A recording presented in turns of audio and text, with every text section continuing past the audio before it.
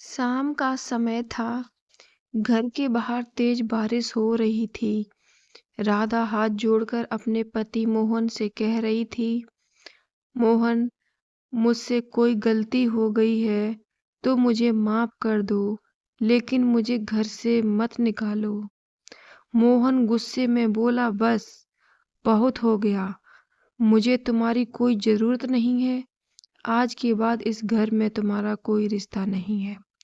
राधा की आंखों में आंसू बहने लगे। उसने अपनी छोटी बेटी को सीने से लगाया और बोली, लेकिन हमारी बेटी का क्या होगा?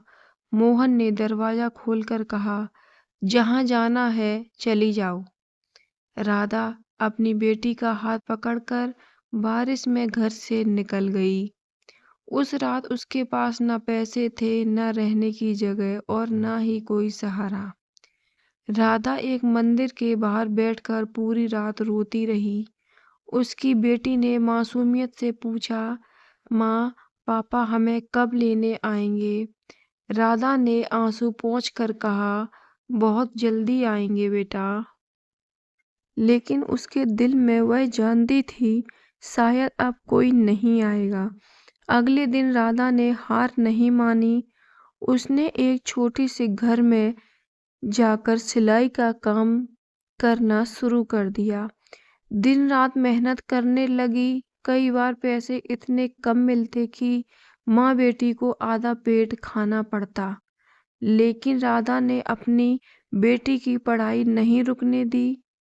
वह हमेशा बेटी से कहती, बेटा, जिंदगी में किसी के सहारे की जरूरत मत पड़ने देना, अपने पैरों पर खड़ी होना। धीरे धीरे 3 साल गुजर गए। इन 3 सालों में राधा ने सिलाई से अपना एक छोटा सा काम शुरू किया।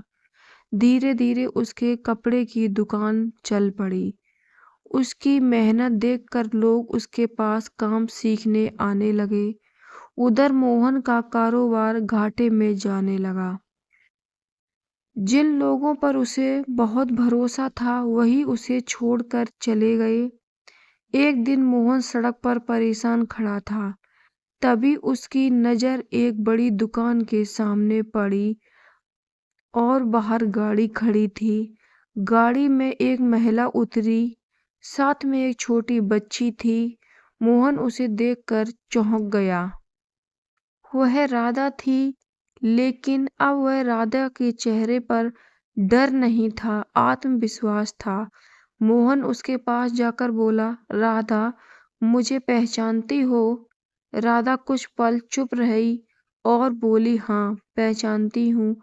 तुम वही हो जिसने 3 साल पहले मुझे बारिश की उस रात को घर से निकाल दिया था। मोहन की आंखें झुक गईं और बोला, मुझसे बहुत बड़ी गलती हुई। क्या तुम मुझे माफ कर सकती हो? राधा ने कहा, मैंने तुझे उसी दिन माफ कर दिया था, लेकिन वापस उसी जिंदगी में जाना मैंने छोड़ दिया है। मोहन की आंखों में आंसू आ गए। राधा ने अपनी बेटी का हाथ पकड़ा और आगे बढ़ गई। उस दिन मोहन को समझ आया कि जिसे कमजोर समझकर घर से निकाल दिया था, वही अपने संघर्ष से खुद को इतना मजबूत बना चुकी थी कि अब उसे किसी के सहारे की जरूरत नहीं थी। इस कहानी से शिक्षा मिलती है, मुश्किल वक्त इंसान को तोड़ने नहीं, मजबूत बनाने आता है। अगर दुनिया आपका साथ छोड़ दे तो खुद पर भरोसा रखिए और मेहनत करते रहिए, क्योंकि आपकी आज की परेशानी कल की सबसे बड़ी ताकत बन सकती है।